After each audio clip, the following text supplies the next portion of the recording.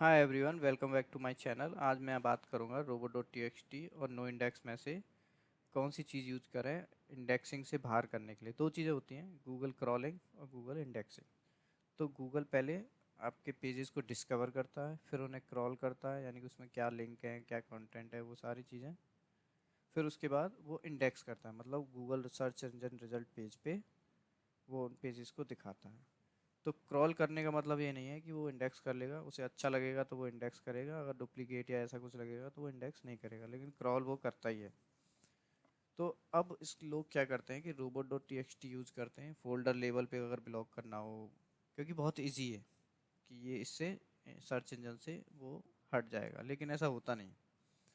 कई पेजेस हट भी जाते हैं, पर बहुत सारे रह भी जाते हैं। अगर गूगल को लगता है पॉपुलर है, थोड़ा सा इम्पोर्टेंट लग रहा है, तो वो उन्हें इंडेक्स रखता है।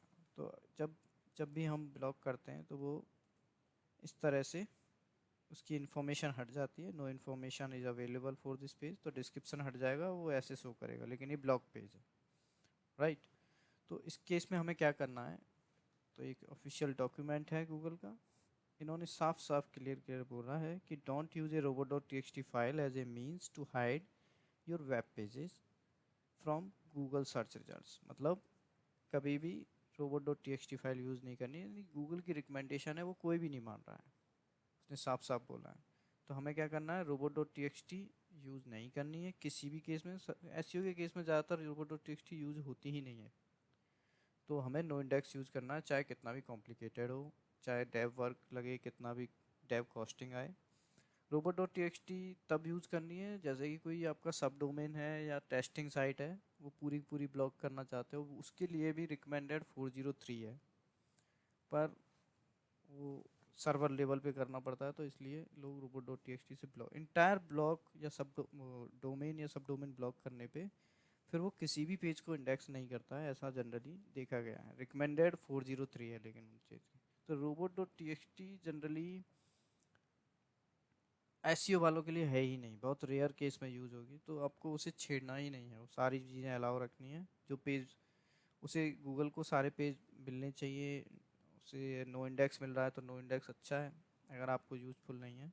उसे पता रहना चाहिए कि कौन से पेज नो इंडेक्स हैं, कौन से नहीं है।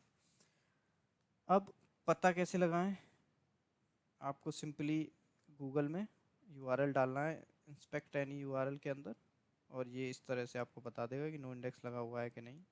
दूसरा मेथड है कि आप यहाँ पे एक क्रोम एक्सटेंशन होता है रोबोट्स एक्सक्लूजन चेकर, वो इंस्टॉल कर सकते हैं, उससे चेक कर सकते हैं। इसमें आप एक्स रोबोट भी चेक कर सकते हैं, यानी हेडर में जो लगता है। तो कभी कभी क्या होता है, मेटा रोबोट्स पॉसिबल नहीं है लगाना, तो एक्स रोबोट लगा सकते हैं। तब भी अगर पॉसिबल हो तभी robot.txt पे जाएं, नहीं तो robot.txt बहुत रेयर केस में ही लगानी है आपको, कभी लगानी ही नहीं है। राइट। और इसके अंदर आपको पेजेस के अंदर जाना है, यहाँ पे आपको मिल जाएंगे कितने पेजेस ब्लॉक हैं, वो देख लीजिए इंटेंशनली हैं कि नहीं। अगर इंटेंशनली है तो उन्हें अनब्लॉक कैसे कर सकते हैं, अनब्लॉक करके नो इंडेक्स कैसे कर सकते हैं, वो कीजिए। सबसे मेन प्रॉब्लम है जब इसके नीचे ये, यहाँ पे इसके नीचे ही शो हो जाते हैं ये पेजेस आएंगे, इस तरह से आपको वार्निंग मिलेगी, इम्प्रूव पेज अपीयरेंस। तो यहाँ पे ये इंडेक्स हैं लेकिन ये ब्लॉक है। तो ये बहुत इंपॉर्टेंट है कि आपने ब्लॉक किए लेकिन फिर भी आ रहे हैं, तो ये चीज़ें आपको अनब्लॉक करके नो इंडेक्स करनी चाहिए अगर ये इंटेंशनल है तो। तो इससे क्या है कि आपकी वार्निंग्स ख़त्म हो जाएंगी, और मतलब बेहतर यूज़र के लिए, आई मीन गूगल के लिए एक क्रॉलिंग और इंडेक्सिंग सिस्टम बन जाएगा, क्योंकि टैग एसईओ का मेन काम है इंडेक्सिंग और क्रॉलिंग को इम्प्रूव करना। So I hope this information is helpful for you.